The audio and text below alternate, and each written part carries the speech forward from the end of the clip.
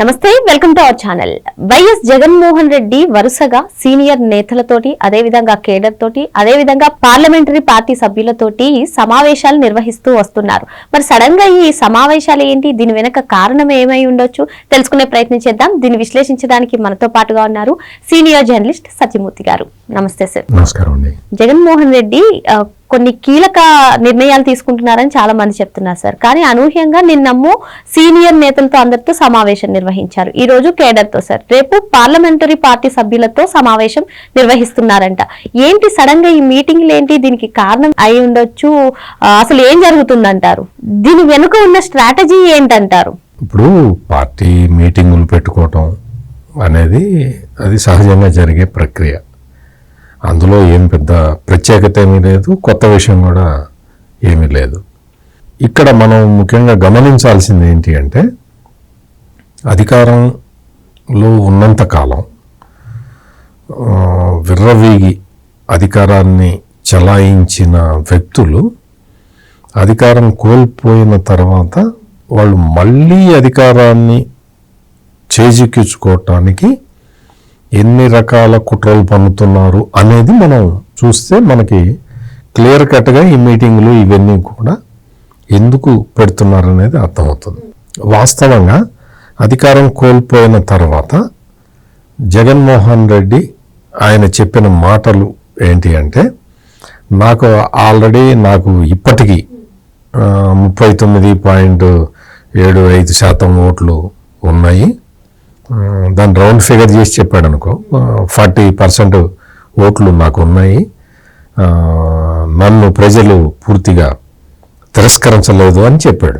అదే కాకుండా నేను చాలామందికి పెన్షన్లు ఇచ్చాను, చాలామందికి అమ్మఒడి ఇచ్చాను, అది ఇచ్చాను, ఇది ఇచ్చాను, రైతులకి అకౌంట్లలో డబ్బులు వేశాను, ఈ డబ్బులన్నీ తీసుకొని కూడా ప్రజలు నన్ను మోసం చేశారు అని చెప్పాడు.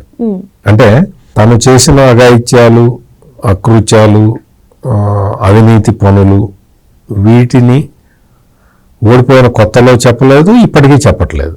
ఇప్పటికీ ఆయన నాయకులు, ఆయన అనుచరులు చాలామంది అరెస్ట్ అవుతూ ఉంటే అవన్నీ అక్రమ అరెస్టులు అంటున్నాడు తప్ప జగన్మోహన్ రెడ్డిలో పశ్చాత్తాపం కనపట్టలేదు. పైగా ప్రతిసారి విలేకరుల సమావేశాలు పెడుతున్నాడు, అబద్ధాలు చెప్తూ ఉన్నాడు. దాంతో ఏమైపోయింది అంటే, మొత్తం క్యాడర్ మొత్తం కూడా డిమోరలైజ్ అయిపోయి ఉన్నది ఆయనకి. అంటే వైఎస్ఆర్ కాంగ్రెస్ పార్టీ అనేది క్యాడర్ బేస్డ్ పార్టీ కాదు, అది ఒక ఎమోషన్ బేస్డ్ పార్టీ. అంటే మా నాన్నను చూసి నాకు ఓటేయండి అని అడుక్కొని అధికారంలోకి వచ్చిన పార్టీ. దానికి క్యాడరు ఉన్నట్టు కనపడుతుంది. నా మాటల్ని జాగ్రత్తగా అర్థం చేసుకోండి. క్యాడరు ఉన్నట్టు కనపడుతూ ఉంటుంది. వాళ్ళందరూ కూడా మేము జగన్మోహన్ రెడ్డి అంటే మేము గుండె కోసిస్తాము, మేము రక్తం దారపోస్తాము, మేకల తలలు నరికి మేము ఇస్తాము అని చెప్తూ ఉంటారు. ఎమోషన్ తోటి, సెంటిమెంట్ తోటి మాత్రమే వాళ్ళకి లింక్ ఉంటుంది. క్యాడర్ అంటే ఏంటి అంటే ఇది కాదు, వీళ్ళని సైకో ఫ్యాన్స్ అంటారు.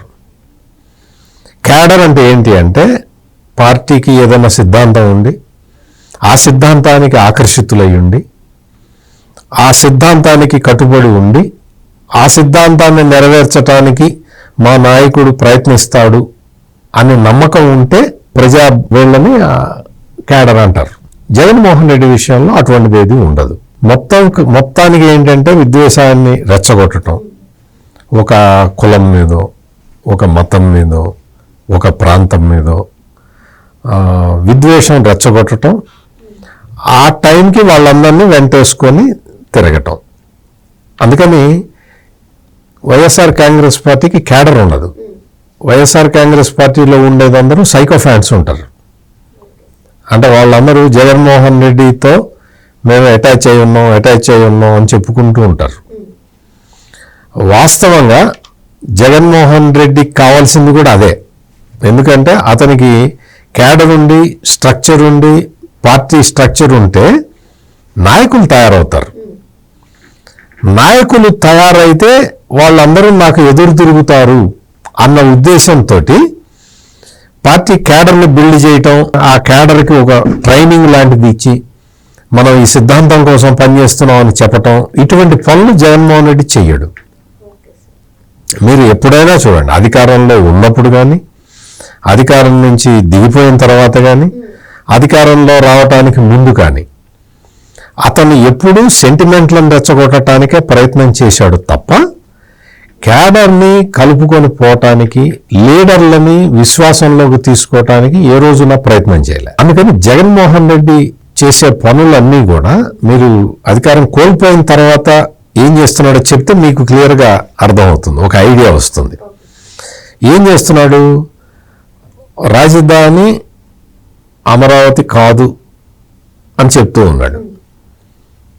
అసలు రాజధాని అనే కాన్సెప్టే రాజ్యాంగంలో లేదు అని చెప్తూ ఉన్నాడు.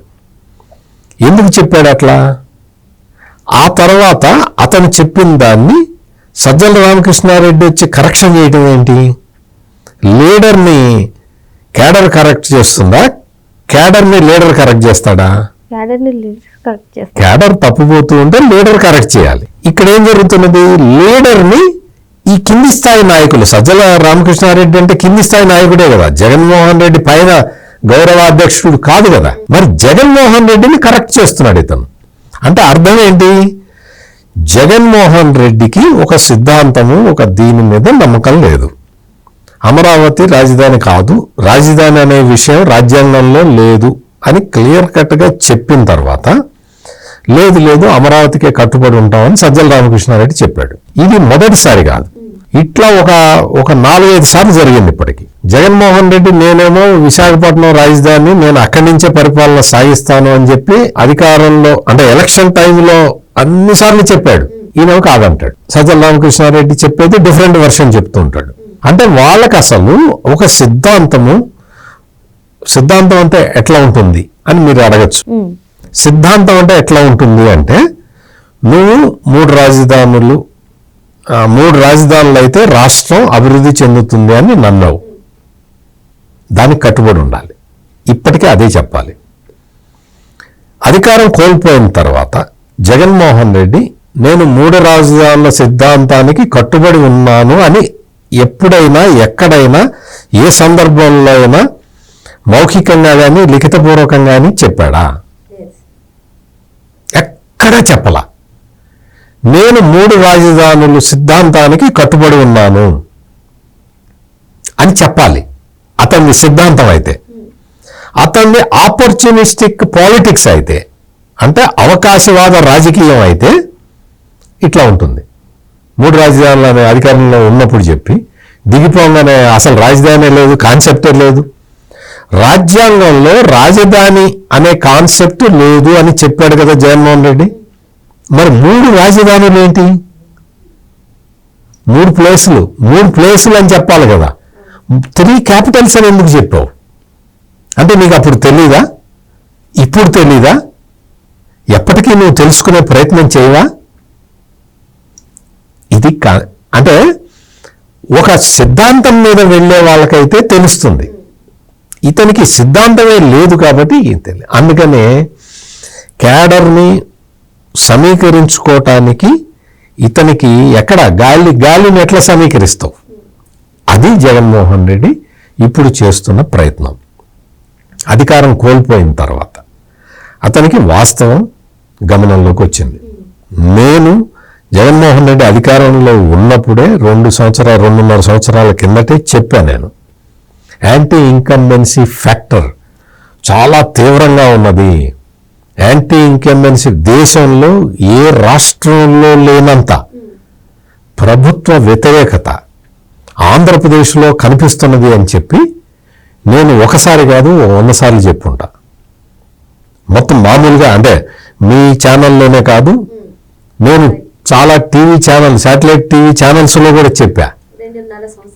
2.5 సంవత్సరాలు అతని అధికారంలో ఉన్న 2.5 సంవత్సరాలు గడవంగానే నేను చెప్పా యాంటీ ఇన్కంబెన్సీ ఫ్యాక్టర్ చాలా తీవ్రంగా ఉంది అని. అంటే జగన్మోహన్ రెడ్డికి ఈగో ప్రాబ్లం లేకపోయినట్టయితే వేరే విధంగా ఉండేది. కానీ ఇతనికి ఈగో ప్రాబ్లం. అందుకని ఏం చేశాడు?